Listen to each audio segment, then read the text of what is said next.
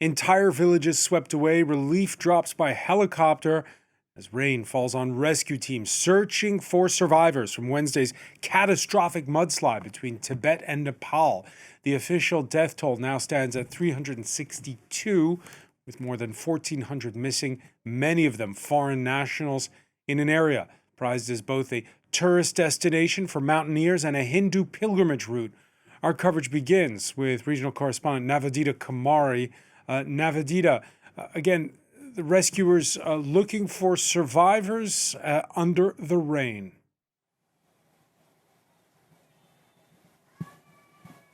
Exactly, and it's extremely challenging for rescuers to first access the affected areas. Just to remind from that, those dramatic footages which we saw, the sludge as high as a 3-story building has completely wiped away roads and buried highways, bridges are missing. So for them to access just the affected areas, it's either through helicopter, and now they have deployed rubber boats and using cranes to at least clear the sludge and make way for new rescue teams to at least arrive close to the affected areas. And as you mentioned, the weather is also not in their favor. They have to work around the weather. When it rains, they have to stop the rescue effort and then restart. Also, just to give you some context, 3/4 of Nepal is mountainous with high altitude hills and narrow valleys. So anyways, accessing from one place to another in Nepal is extremely difficult, and Nepal is also notorious for poor road infrastructure. Roads in some places are just 2 meters high, so 2 meters wide, and it's very difficult to travel, and it's in fact very dangerous. And now with this devastating landslide, it's now making everything extremely challenging, and the rescuers are facing multiple issues.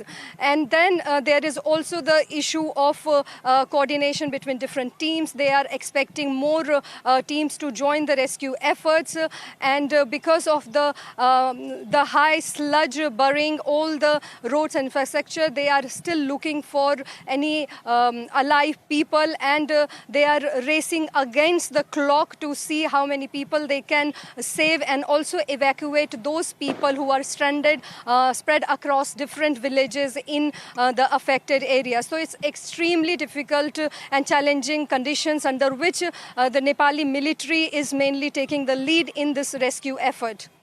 And traumatizing, what with the mudslide clocked at as much as 145 kilometers an hour. While they're carrying out those rescues, there's the threat of more landslides. Exactly. Now the scientists, both from the China and Nepali sides, are assessing, as they are very concerned with the formation of a barrier lake at the border of Nepal and Tibet.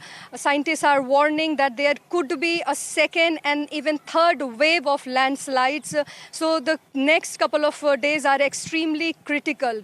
They are monitoring this lake, and they have assessed and said that water as with the capacity equivalent to 10,000 Olympic-sized pool has accumulated in this lake, which is 3 million cubic meters. So we cannot imagine the kind of devastation this second and third wave of landslide could bring, and it will be creating definitely a havoc and affecting tens of thousands of people. So we have to watch. The next couple of days are extremely challenging for the rescuers and also scientists who have been continuously monitoring this formation of lake, which some scientists are saying that is also already overflowing. So if it rains heavily, then the situation will become very, very concerning.